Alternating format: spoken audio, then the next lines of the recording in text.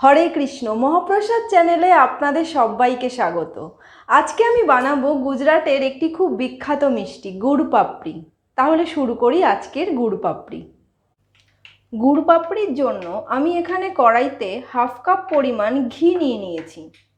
ঘিটা একটু ভালো করে গলে গেলে আমি গ্যাসের ফ্লেমটা একটু কমিয়ে দিলাম। এবার এই ঘিয়ের মধ্যে আমি 1 কাপ পরিমাণ আটা দিয়ে দিচ্ছি।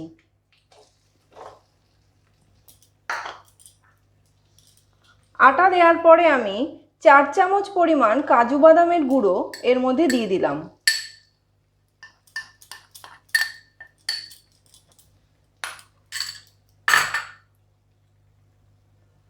এক চিমটি জায়ফল গুঁড়ো এর মধ্যে দিয়ে দিচ্ছি। দিয়ে সব উপকরণগুলোকে ঘিয়ের সঙ্গে খুব ভালো করে একটু ভেজে নিতে হবে। গ্যাসের ফ্লেমটা কিন্তু কমিয়ে কমিয়েই ভাজতে হবে, কোনো অবস্থাতেই বাড়ানো যাবে না। এভাবে 2 মিনিট লো ফ্লেমে ঘিয়ের সঙ্গে সব উপকরণগুলোকে ভেজে নিতে হবে। 2 মিনিট খুব ভালো করে ভেজে নেওয়ার পরে আমি গ্যাসটাকে এখন বন্ধ করে দিচ্ছি, কিন্তু আমার রান্নাটা কিন্তু এখনও শেষ হয়নি। এবার গ্যাসের ফ্লেমটাকে বন্ধ করে দিয়ে আমি এর মধ্যে হাফ কাপ পরিমাণ গুড় দিয়ে দিচ্ছি। যে কোনো গুড় এখানে দিতে পারেন, যে সিজনে যে গুড় পাওয়া যাবে সেই গুড়ই এখানে দিতে পারেন। এবার আমি এর মধ্যে 1 টিস্পুন এলাচ গুঁড়ো দিয়ে দিলাম।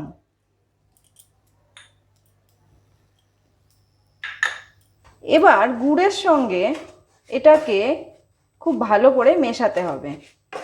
গুড়ের সঙ্গে আমার সব উপকরণগুলোকে খুব ভালো করে মেশানো হয়ে গেছে। এবার আমি এটা কড়াই থেকে একটা ট্রেতে নামিয়ে নেব। আমি ট্রেতে একটু ঘি মাখিয়ে নিয়ে সব উপকরণগুলোকে এখানে ঢেলে নিয়েছি। এবার একটা স্প্যাচুলার সাহায্যে এটাকে একটু চেপে চেপে সমান করে দেব। এবার আমি এর ওপরে একটু আমন্ড ফ্লেক্স ছড়িয়ে ছড়িয়ে দিচ্ছি।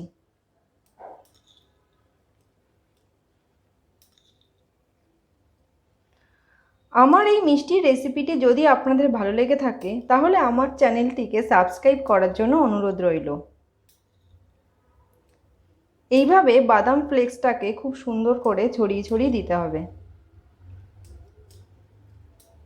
এবার স্প্যাচুলার সাহায্যে বাদাম ফ্লেক্সগুলোকে একটু ভেতরে চেপে চেপে বসিয়ে দিতে হবে, যাতে একটু বসে যায় খুব ভালো করে। এবার আমি এটাকে 1 ঘন্টা জমার জন্য রেখে দেব। 1 ঘন্টা পর আমি একটা ছুরির সাহায্যে এটাকে চৌকো করে কেটে একটা প্লেটে তুলে নেব।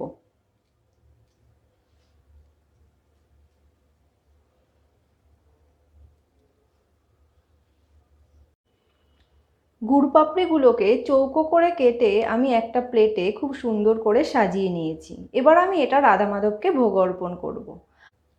আমার এই রেসিপিটি যদি আপনাদের ভালো লেগে থাকে তাহলে ভিডিওটি লাইক ও শেয়ার করার জন্য অনুরোধ রইল। সবাই ভালো থাকবেন। হরে কৃষ্ণ।